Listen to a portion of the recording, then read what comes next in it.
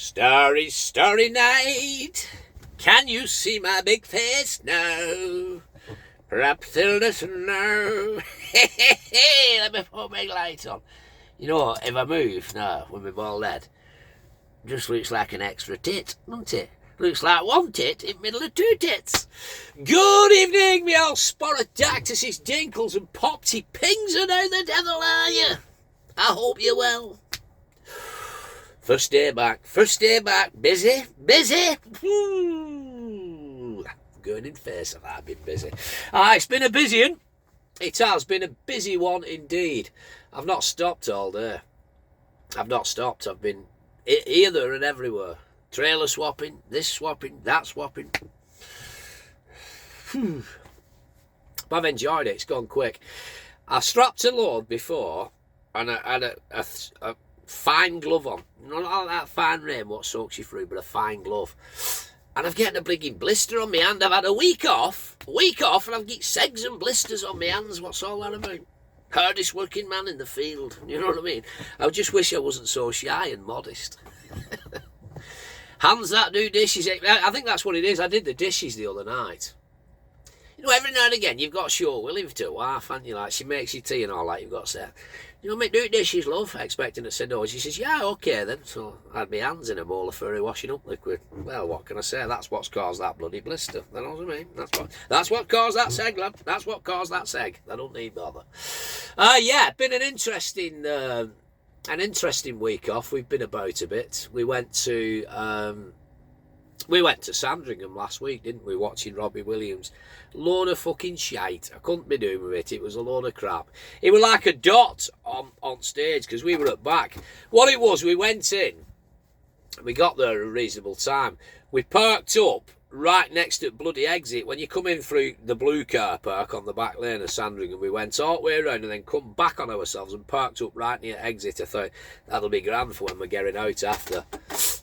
So we had potential to get right at front at stage, but it started raining. So we ended up at back. We got something to eat as we went in. And we ended up at the back. Sat down on a bench under an umbrella. Thought, we'll set our stall out here, love. This'll do us. And obviously we were one of the first ones out after, because I don't know about you, but I weren't bothered staying for encores and all that shit. We listened to Angels while we was in car, driving out. You know what I mean? You could still hear him.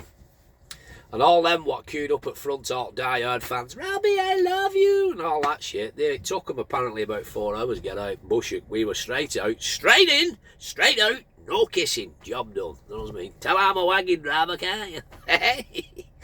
But it was a great day out, you know, wife liked it. It cost us a fucking fortune because they're not daft down there. You can't bring any food or drink in. You've got to pay their prices and get, you know, shafted all day, like. And it's not cheap. It was £9, I think it was either £9 odd or £10 a pint for shit, horrible, watered down lager. You know what I mean? I ended up on cider. The trouble is, I mean, there was a toilet block not that far away, so it wasn't that far to thing, but everybody's queuing for toilets. We're right back. They'd set up some temporary piss stones, and there was like 5 of you stood round, all private, secured, but it was just open air piss stones, so that's where I were going, you know what I mean? And job were a good one. But everybody else were just like sheep queuing up for toilets, for portaloos, you know what I mean? But yeah, it was alright. Wife's into it, like, and you know, every now and again I like sex and I like a quiet laugh, so you've got to take one for the team, haven't you? You really have. That's what it's about, I'm afraid. It's not about sex, it's just about taking one for the team. It's give and take, and I must admit I've learned that since I met my wife. I mean, I've been in relationships before, but most of my adult life I was single, and it was all me. Do what I want to do, go out when I want to go out, come in when I want to come in, as long as I'm not upsetting anybody, you know what I mean, just do my own thing and answer to no fucker. But since I've been with her, I've learned that it's all about give and take. It really is, and she's been good for me. She's been really good for me. And yeah, it's right. You know, they reckon on this planet there's so many million people, but eventually you will find that one. I mean, don't get me wrong, anybody what says to me, we've been together so many years, we've never had a crossword, personally, I think they're a fucking liar. Or they've just built a knack of biting the lip and saying fuck all. Because I love the bones of my wife, I do. I love the bones of her. But there are times I could throw her through the fucking window. You know what I mean? Because she gets on my nerves at times. And when I've been home for a week, I can feel myself thinking, you do me head in, but I love you. So you keep, you know, I've learned to give and take. I really have. I mean, apparently I snore. I don't know anything about it. I'm flat out on my back. I don't know, I'm looking at bed. That's my bed anyway. But apparently I snore, and she's such a light sleeper, she gets aggravated. So she'll fucking turn you over and, you know, still up, stop snoring, you're doing me head in. And sometimes you feel like turning around and saying, you're doing my fucking head in, get it spare room, you twat. You know what I mean? We've got one, that's what it's there for. But I don't, I just turn over, you know. But like I say, years ago, I just said, oh, do you know what? Fuck off, you're getting on my nerves, you. But I really love her, and it's all about give and take. And I've no doubt, don't get me wrong, I have no doubt she could probably narf me at times. You know, she probably feels sometimes like she could quite easily strangle me in my sleep. She'd never admit that, but I guarantee that them thoughts have gone through her mind. And just like any normal couple, I suppose, you know what I mean? We're not special, we're just like any normal couple. I mean, I reckon, you know, after you've been together so long, you know, every fork full of food while they scrape off the teeth and stuff will get on your tits, do you know what I mean? But you think to yourself, love the bones of you, carry on. I'm not bothered. Do you know what I mean? I know I'm rambling shite, but that's what I do. I've got to ramble shite, by the way, for at least the next couple of weeks or so, because I was off last week and a cab hopper was on this. I think there's a new lad started, and he were on this last week. Can't fault the guy.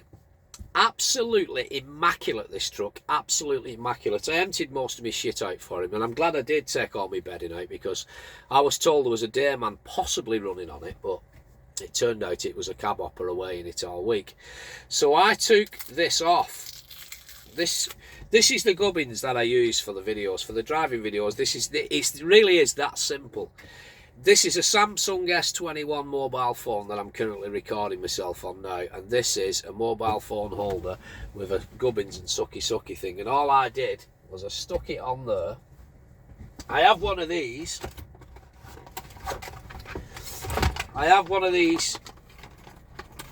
And what I did, I drilled a couple of holes in that, drilled a couple of fine holes in it. I got some super glue, and I stuck this mobile phone sucky thing onto this. This is the second one. There was two in the pack. I stuck it onto this, yeah. Stuck it onto it.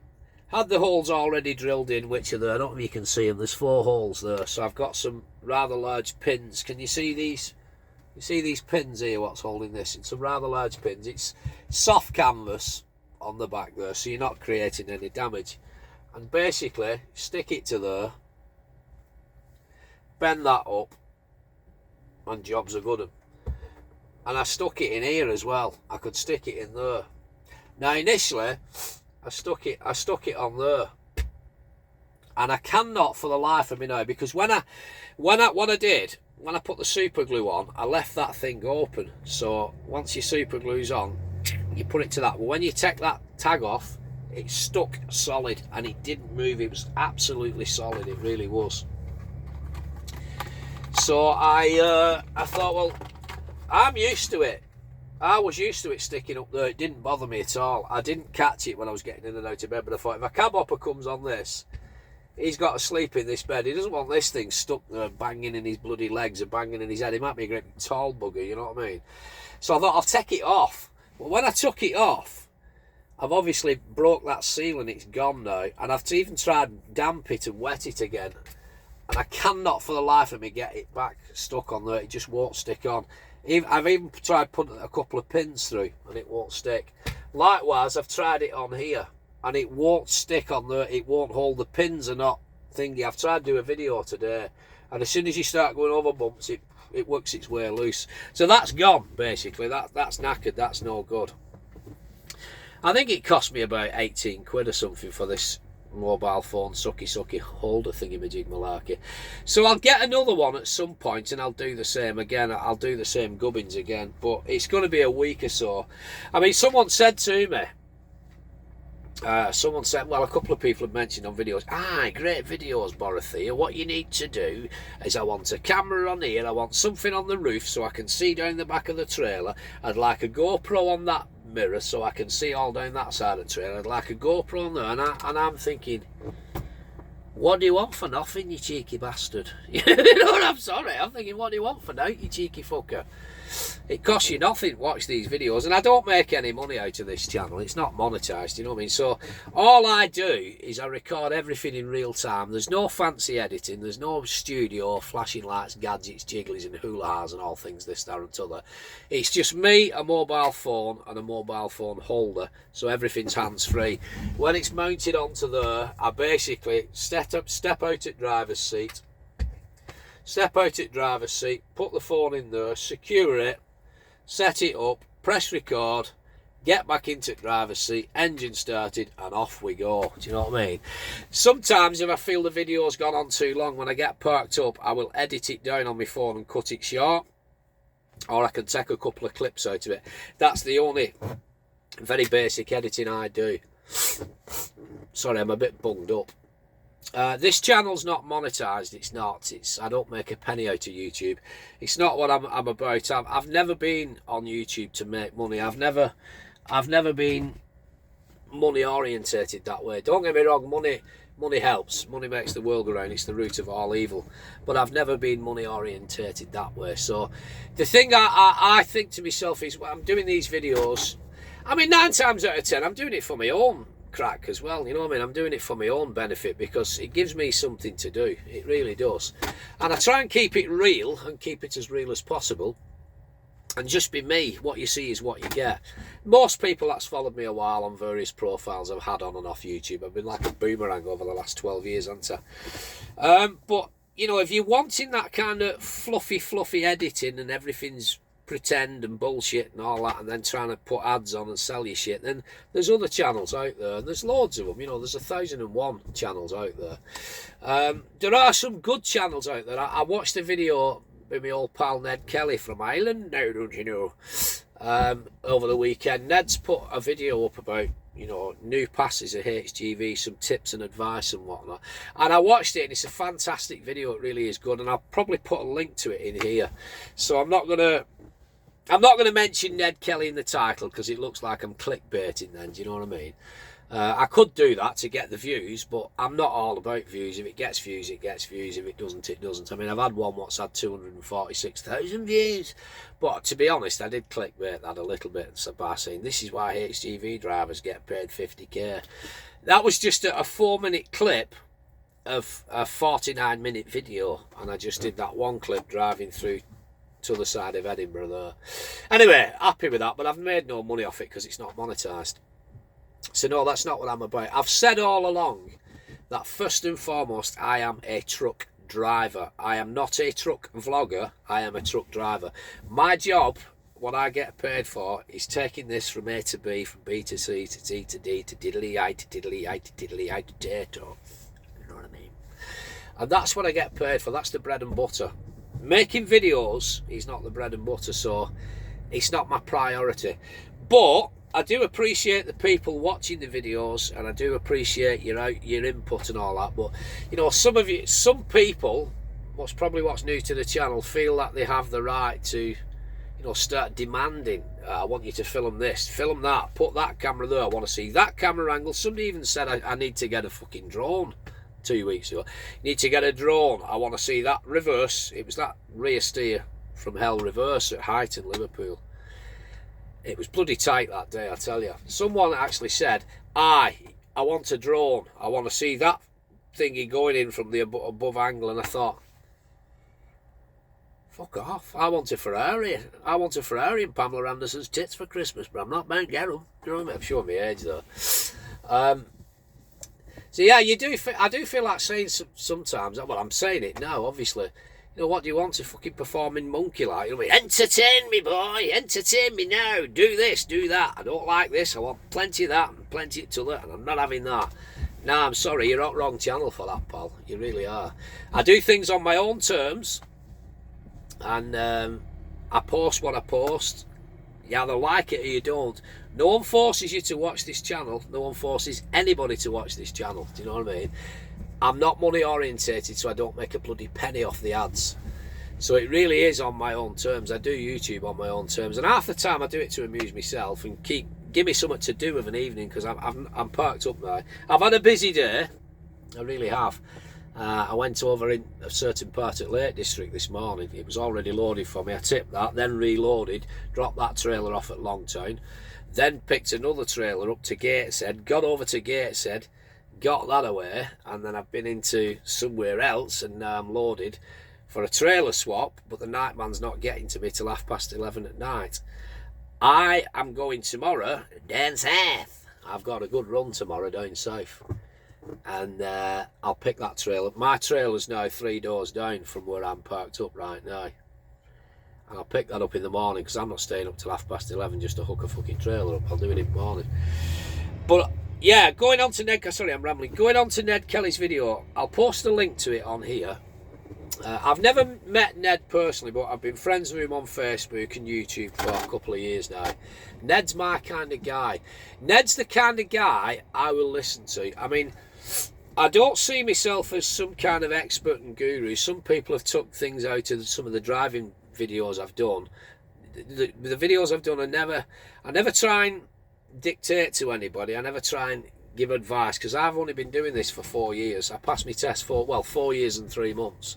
4 years and 3 months I passed my test, and is it 4 years and 3 months? It's just over 4 years anyway.